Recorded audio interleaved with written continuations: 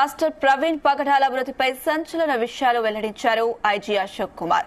సుదీర్ఘంగా నిర్వహించిన special investigation వివరాలను ఆయన మీడియాకు వివరించారు. హైదరాబాద్ లోని సిఎఫ్ఎస్ఎల్ ల్యాబ్ రిపోర్టులు, సీసీటీవీ ఫుటేజ్లు, అత్యాధునిక సాంకేతిక పరిజ్ఞానంతో పాస్టర్ రోడ్డు ప్రమాదంలోనే చనిపోయారని నిర్ధారించినట్లు తెలిపారు. పోస్టుమార్టం రిపోర్టులో ఆల్కహాల్ కారణంగా సెల్ఫ్ రైడ్ యాక్సిడెంట్ లో చనిపోయినట్లుగా తేలిందన్నారు.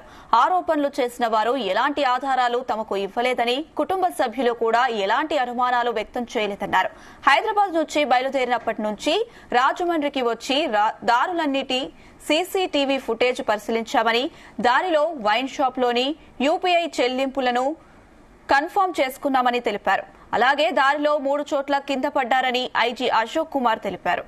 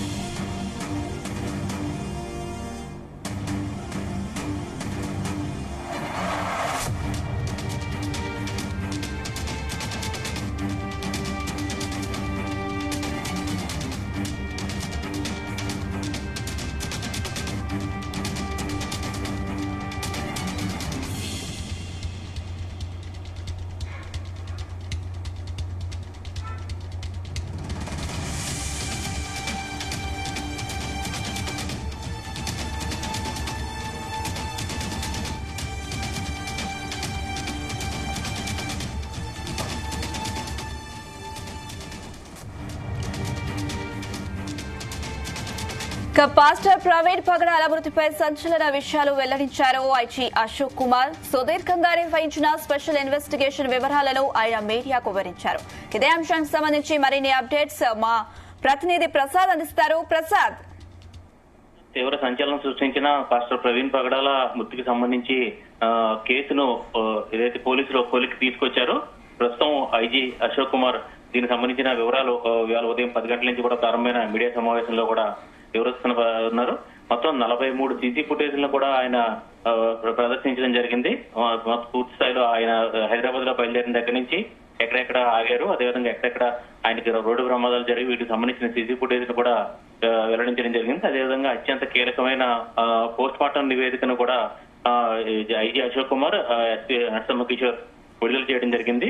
ఇందులో ప్రధానంగా పాస్టర్ ప్రవీణ్ మృతికి కారణం ఆల్కహాల్ సేవించి రోడ్డు ప్రమాదానికి గురి కావడం అనేది కూడా క్లియర్ గా దర్యాప్తులో కూడా తేలినట్టుగా కూడా పోలీసులు చెప్పిన పరిస్థితి అయితే ఉంది. ఏదైతే 3 సార్లు ఆయన ఆల్కహాల్ సేవించడం జరిగింది. హైదరాబాద్ నుంచి ఇక్కడ రాజమండ్రిలో ప్రమాదం జరిగిన ప్రదేశం వద్దకు వరకు 3 సార్లు ఆల్కహాల్ సేవించిన పరిస్థితిలో ఆయన డ్రైవ్ చేసుకుంటూ వచ్చారు. ఆ క్రమంలోనే రోడ్డు ప్రమాదం జరిగినట్టుగా కూడా ఐజీ అశోక్ కుమార్ కూడా వెల్లడించడం జరిగింది. దీనికి సంబంధించిన పూర్తి స్థాయిలో అత్యాధునిక సాంకేతిక పరిజ్ఞానంతో ఈ కేసుకు సంబంధించిన అన్ని విషయాలను కూడా. అయితే ప్రసాద్, ఒక నిమిషం హోల్డ్ లో ఉండండి. ఐజీ అశోక్ కుమార్ దీనికి సంబంధించి వివరాలను వెల్లడిస్తారు. లైవ్ చూద్దాం. చాలా ప్రత్యేక దృష్టి కేసుగా పరిగణించి ఒక స్పెషల్ ఇన్వెస్టిగేషన్ టీమ్ ని కూడా రాజమండ్రి ఈస్ట్ గోదావరి ఎస్పీ గారి ఆధ్వర్యంలో ఏర్పాటు చేయడం జరిగింది. సో ఈ కేసు 24 వారు చనిపోతే ఈరోజు 12వ తారీఖు, అంటే దాదాపు 15 రోజుల లోపల ఇన్వెస్టిగేషన్ దాదాపు కంప్లీట్ చేసి ఫైనల్ కంక్లూజన్స్ మీకు ప్రజెంట్ చేయబోతున్నాను. అంటే ఈ కేసు యొక్క ఇంపార్టెన్స్ని గమనించి అన్ని రకాల ఎవిడెన్స్లు దీంట్లో గ్యాదర్ చేయడం జరిగింది. ముఖ్యంగా అవైలబుల్ టెక్నాలజీ, ఈరోజు మనకు అధునాతిక సాంకేతిక పరిజ్ఞానం ఏదైతే ఉందో పోలీస్ శాఖకి, వారన్నింటినీ దీంట్లోకి వాడి వారి cause of death, exact cause of డెత్ని మేము ఈరోజు మీకు తెలియజేయడం జరుగుతుంది. కాబట్టి ఈ స్టెప్స్, ఈ పాస్టర్స్ మన ప్రవీణ్ కుమార్ గారు మనకు 24 రాత్రి 11:44 గంటలకు మరణించారు. 20వ తారీఖు వారి పోలీసు ఏఎస్ఐ గారు వారి డెడ్ బాడీని గుర్తించి వారి ఫ్రెండ్స్కి వారికి తెలియజేసిన తర్వాత హాస్పిటల్కి దాన్ని షిఫ్ట్ చేయడం జరిగింది. తర్వాత ఆ రోజు వాళ్ళ బంధువులంతా వచ్చిన తర్వాత 25వ తారీఖు మనము దీన్ని సస్పిషియస్ డెత్ కింద కేసు రిజిస్టర్ చేయడం జరిగింది. 26 తారీఖు వారి బంధుమిత్రులు వారందరూ వచ్చిన తర్వాత తహసీల్దార్ గారు దాని మీద శవ పంచనామా జరిపారు. The team of doctors under videography postmortem చేశారు. విసర శాంపుల్స్ అన్ని కూడా ఫోరెన్సిక్ సైన్స్ ల్యాబొరేటరీకి పంపడం జరిగింది. తర్వాత మనము దారి పొడవునా కూడా చాలా సీసీ కెమెరాస్లో వారి ప్రయాణాన్ని గమనించడం జరిగింది. ఆ సీసీ ఫుటేజెస్ అన్నీ కూడా సెంట్రల్ ఫోరెన్సిక్ ల్యాబొరేటరీ హైదరాబాద్ పంపించి అక్కడ కూడా అనాలిసిస్ చేశాము. ఇట్లా రకరకాల స్టెప్స్ మేము ఇన్వెస్టిగేషన్ స్టెప్స్ తీసుకున్నాము. ఆ స్టెప్స్ అన్ని మీకు ఇప్పుడు 1 by 1 ఎగ్జామిన్ చేస్తాము. కాబట్టి ఎగ్జామినేషన్ ఆఫ్ విట్నెసెస్ అంటే దారి పొడవునా వారి ప్రయాణాన్ని గమనించిన వారిని, లేదా వాళ్ళు ఫోన్లో మాట్లాడిన వారిని, వారు కొంతమందితో ఫోన్లో కూడా మాట్లాడారు ప్రయాణం చేస్తున్నప్పుడు.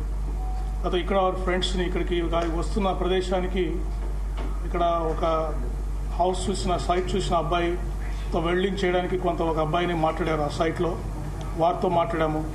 ఇక్కడ వాళ్ళ ఫ్రెండ్స్తో మాట్లాడాము రాజమండ్రి నగరంలో. తర్వాత వాళ్ళ ఫ్యామిలీ మెంబర్స్తో కూడా మాట్లాడడం జరిగింది. ఈ విట్నెస్ అందరినీ ఎగ్జామిన్ చేశాము. తర్వాత సీసీటీవీ ఫుటేజ్ హైదరాబాద్ బయలుదేరినప్పటి నుంచి వారు మరణించే వరకు దారిలో ఉన్న సీసీ కెమెరాస్లో ఫుటేజ్ అంతా వారి ప్రయాణాన్ని తీసుకోవడం జరిగింది. అయితే సీసీటీవీ ఫుటేజ్ని ఈ సెంట్రల్ ఫోరెన్సిక్ సైన్స్ ల్యాబొరేటరీ హైదరాబాద్లో దీన్ని అనాలిసిస్ చేయడం జరిగింది. తర్వాత క్రైమ్ సీన్ అబ్జర్వేషన్ అంటే అక్కడ ఎక్కడైతే ప్రమాదం జరిగి వారు పడిపోయి చనిపోయారో ఆ సీన్ అబ్జర్వేషన్ని ఫోరెన్సిక్ ఎక్స్పర్ట్స్ ఎఫ్ఎస్ఎల్ విజయవాడ నుంచి వచ్చి ఆ సీన్ అంతా అబ్జర్వ్ చేశారు. అక్కడ శాంపుల్స్ కూడా కలెక్ట్ చేశారు. తర్వాత ఏ వెహికల్ మీద అయితే వారు బుల్లెట్ మీద వాళ్ళు ఎన్ఫీల్డ్ బుల్లెట్ మీద వారు ట్రావెల్ చేస్తున్నారు ఆ వెహికల్ని, కొన్ని సస్పెక్ట్ వెహికల్స్ అంటే వారితో పాటు కొన్ని వెహికల్స్ కార్స్ ప్రయాణం చేసాయి. ఒక 4 నుంచి 6 వెహికల్స్ ప్రయాణం చేసాయి.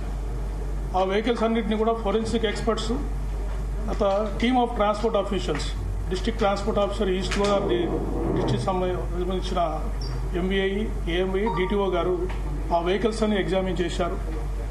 టెక్నికల్ డేటా అనాలిసిస్ అంటే వారి సెల్ ఫోన్ ట్రాకింగ్, ఎవరెవరితో మాట్లాడారు అవన్నీ కూడా టెక్నికల్ డేటా అనాలిసిస్లో చేశాము. తర్వాత యూపీఐ పేమెంట్స్ వారి దారిలో వారి సెల్ ఫోన్ ద్వారా కొన్ని పేమెంట్స్ చేశారు, అవి కూడా చూశాము.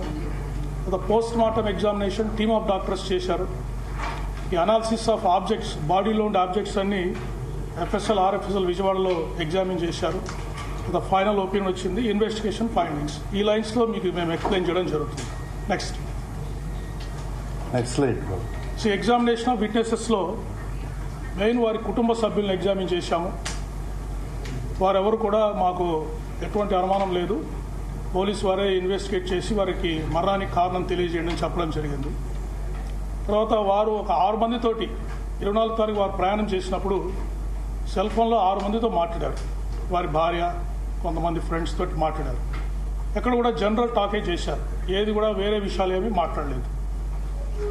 తర్వాత వారు 1 month 2 months కాల్స్ తీసుకొని ఫ్రీక్వెంట్గా ఎవరితో మాట్లాడుతున్నారు అని కూడా వాళ్ళతో కూడా విచారించాం.